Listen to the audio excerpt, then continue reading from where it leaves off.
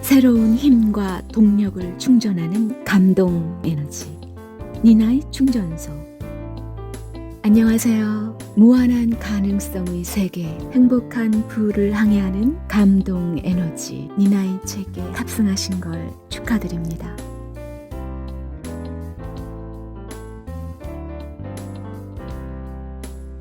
안녕하세요. 긍정에너지, 감동에너지 책니나TV입니다.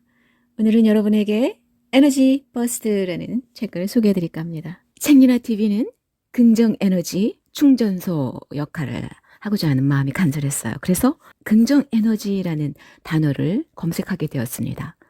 그런데 때마침 딱 제 눈에 들어온 게 에너지 버스라는 책이 있었어요. 저의 마음과 저의 뜻이 너무 맞는 책이어서 바로 제가 구매를 해서 읽어보았습니다. 살면서 가끔씩 막막하거나 앞일이 또 어떻게 해야 할지 모를 때, 그럴 때가 있어요. 그럴 때면 우리 주변에 정말 조이와 잭 같은 사랑과 열정, 긍정 에너지를 전파해주는 사람이 있으면 얼마나 좋을까요? 여러분들도 이 책을 통해서 긍정의 힘을 충만히 받고 전파하시길 바랍니다. 존 고든의 에너지 버스는 50만 부 돌파 특별판으로 출판되었습니다. 지은이 존 고든, 엄기인이 유영만, 이수경, 편애니 박시형, 최세현, 편행꽃, 주식회사 세멘파커스. 지은이 존 고든은 개인, 리더, 비즈니스 현장을 긍정적인 에너지로 소용돌이치게 만드는 최고의 에너지 전문가다. 펫 프로그램, 포지티브 에너지 프로그램을 창시해 미국 전역에 긍정적인 에너지를 공급하는 프로젝트를 대대적으로 벌여왔다. 그가 만든 에너지 솔루션은 수백 차례에 걸쳐 텔레비전 쇼와 잡지, 신문에 소개됐다. 그는 CNN의 아메리칸 모닝, NBC 투데이 쇼 등의 인기 출연자이기도 하다. 리더, 세일즈 전문가, 학생, 운동선수에 이르기까지 수만 명의 삶에 기적 같은 터닝 포인트를 만들어줬던 에너지 전도사 존 고든은 이 에너지 버스라는 놀라운 스토리를 통해 긍정의 에너지를 솟아오르게 하고 의욕과 열정을 갖고 목적지를 향해 즐겁게 달려가는 방법을 알려준다. 정체된 팀, 매너리즘에 빠진 개인, 의욕을 잃은 조직, 서로에게 지쳐있는 가족 모두에게 도약의 계기를 마련해 줄 것이다. 코넬 대학교를 졸업했으며 에모리 대학교에서 박사학위를 받았다. 아내와 두 자녀와 함께 플로리다에 살고 있다. 네, 지은이 소개였습니다. 전 세계가 손꼽아 기다린 감동 스토리. 오늘부터 당신이 에너지 버스의 주인공이다. 월요일 아침 조지는 일어나자마자 자신의 자동차 바퀴가 펑크나 있는 걸 발견한다. 저는 이 책을 읽으면서요. 정말 재밌는 한 편의 영화를 본 것 같았어요.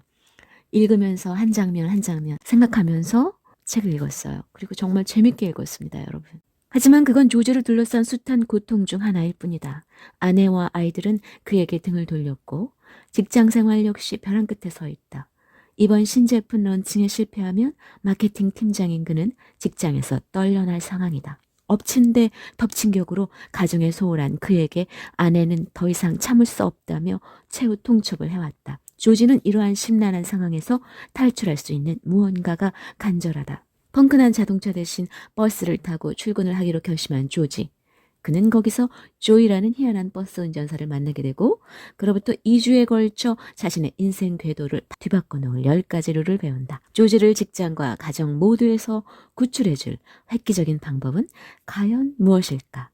무기력하고 지리멸렬한 삶에 무언가 청량제가 되어줄 강력한 원천을 찾는가? 알게 모르게 우리의 에너지를 갉아먹는 에너지 뱀파이어들로부터 자신을 보호하고 우리 안에 샘솟는 무한한 열정 에너지를 주위 사람들에게 감염시키고 그들이 다시 에너지로 충만해져 나에게 긍정 신호만을 보내주는 선순환의 삶. 에너지 버스를 타고 그런 신나는 인생을 만드는 원천 기술을 배워보면 어떨까?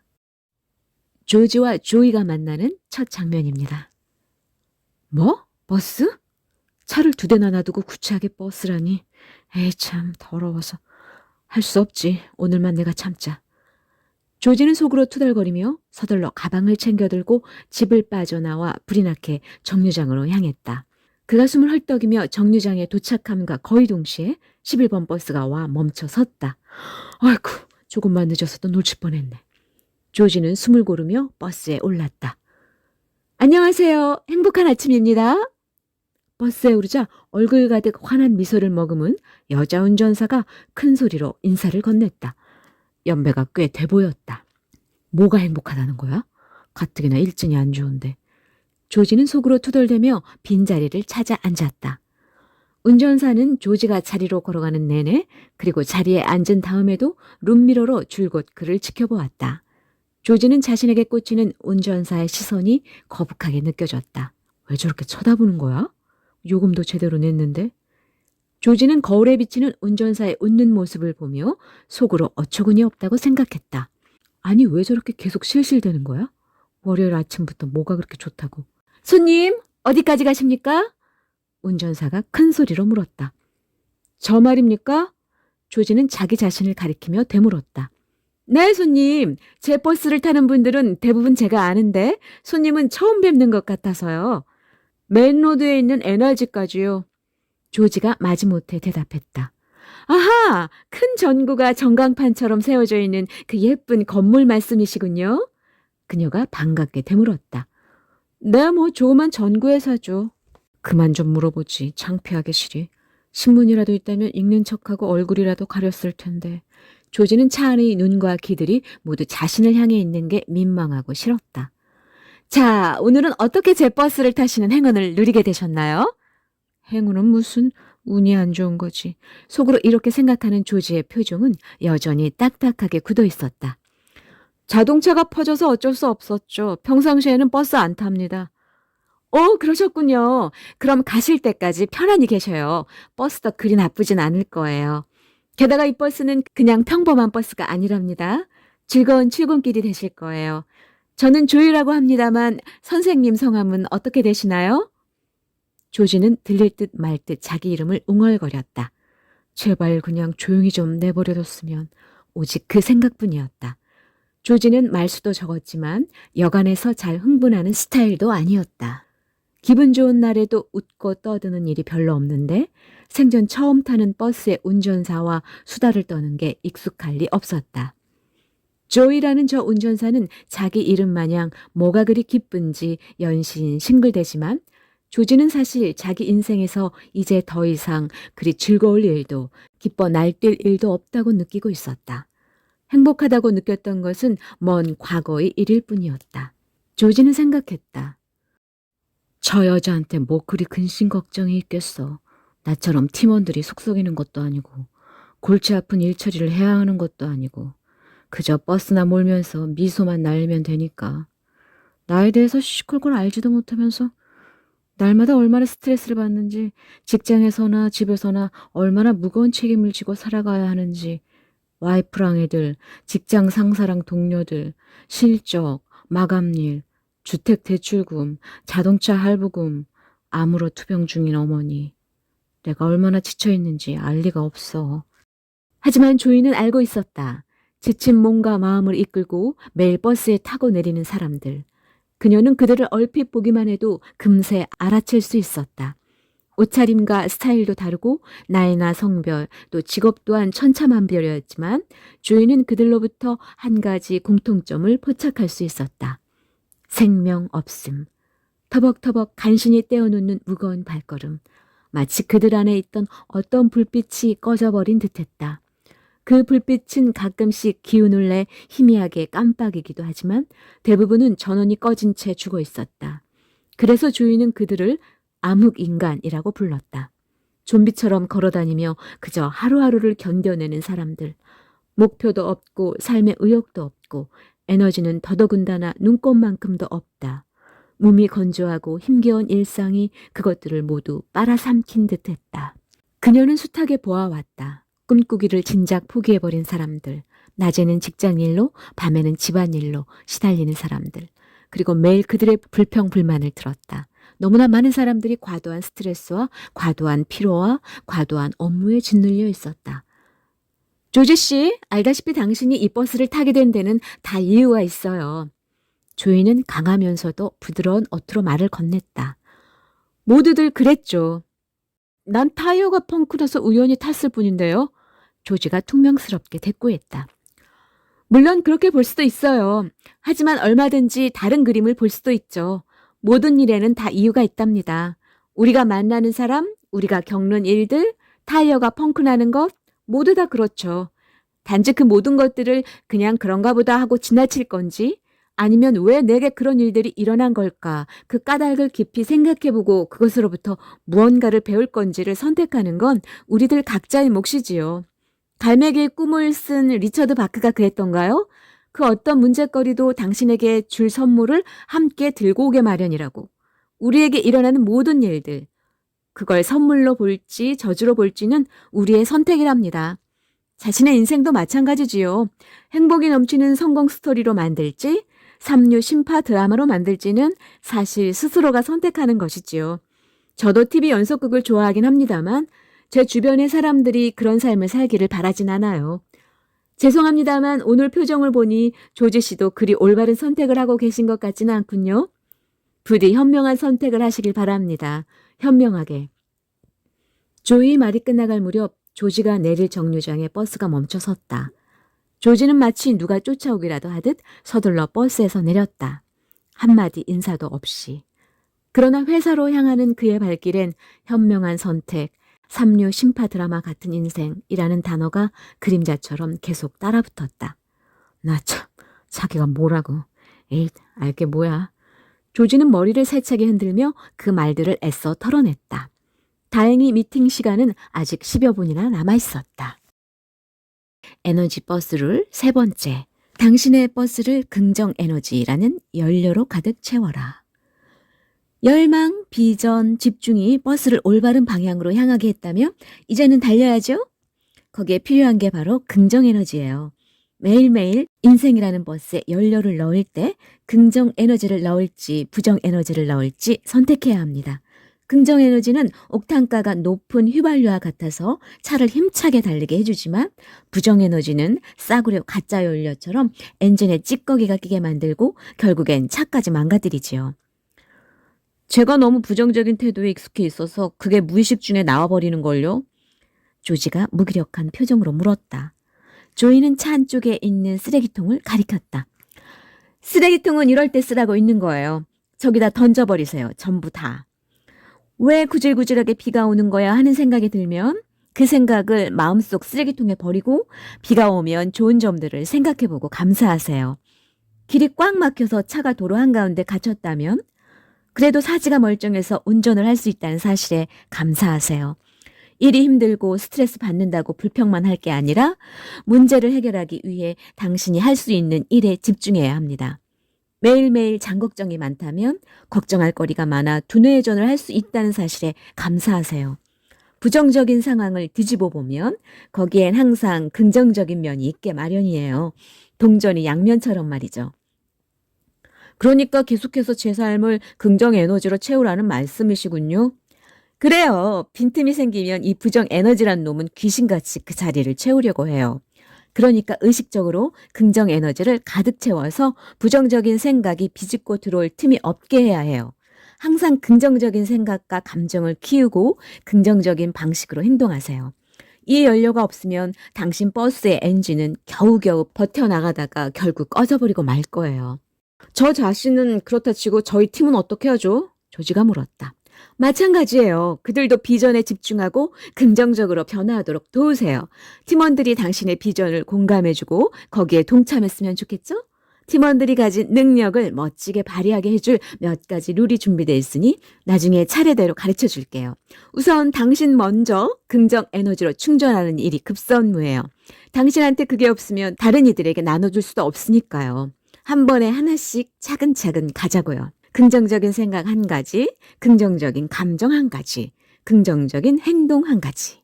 팀에 대해선 또 얘기할 기회가 있을 겁니다. 조지의 회사가 가까워오자 조이가 다시 운전석 옆에서 작은 책자를 꺼내 건네주었다. 자, 오늘은 이걸 읽어봐요. 내 버스에 타는 사람들에게 선물로 주는 에너지북이랍니다. 오늘 하루 내내 긍정 에너지라는 말에 집중하세요. 그리고 내일 더 밝은 모습으로 만나요. 안녕, 조지. 회사에 들어온 조지는 지난번 동화책을 꺼내들 때와는 사뭇 다른 마음가짐으로 책자를 펼쳤다. 그 책은 동양의 현자인 고타마 붓다에 대한 한 일화로 시작하고 있었다. 한 제자가 붓다에게 물었습니다. 제 안에는 마치 두 마리 개가 살고 있는 것 같습니다. 한 마리는 매사에 긍정적이고 사랑스러우며 온순한 놈이고, 다른 한 마리는 아주 사납고 성질이 나쁘며 매사에 부정적인 놈입니다.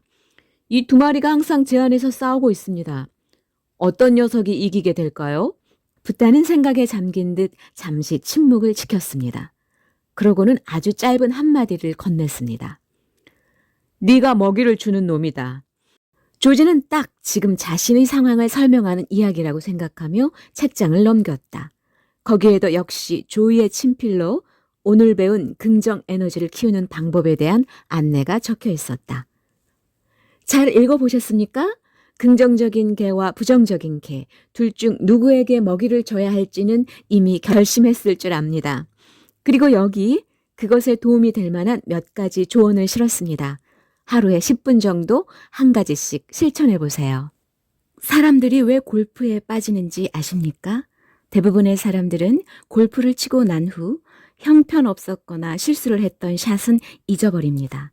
대신 그날 멋지게 날렸던 한 방만을 기억합니다. 그리고 그 기억, 그 순간의 짜릿하고 강렬한 느낌 덕분에 또다시 골프장을 찾게 되고 서서히 골프에 중독됩니다. 인생도 마찬가지입니다. 비록 다른 사람들은 그날 일어났던 안 좋은 일이나 잘못한 것들을 곱씹으며 잠자리에 든다 해도 당신은 전혀 다른 걸 기억하며 잠을 청하십시오. 그날 있었던 가장 즐거운 일, 유쾌한 전화통화, 회의에서 멋지게 발표했던 순간, 고객의 사인을 받아낼 때의 그 쾌감, 가슴을 촉촉히 적셔주었던 한마디의 대화, 그 멋진 성공의 기억이 내일도 더 멋진 성공이 이어질 것이라는 기대감을 심어줍니다. 그리고 그렇게 우리는 인생에 중독됩니다. 긍정 에너지를 위한 궁극의 법칙.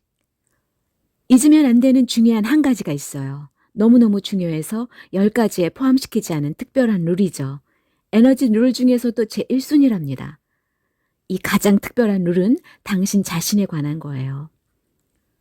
당신이 가진 긍정 에너지와 비전이 다른 누구의 부정 에너지도 이겨낼 만큼 강해야 해요.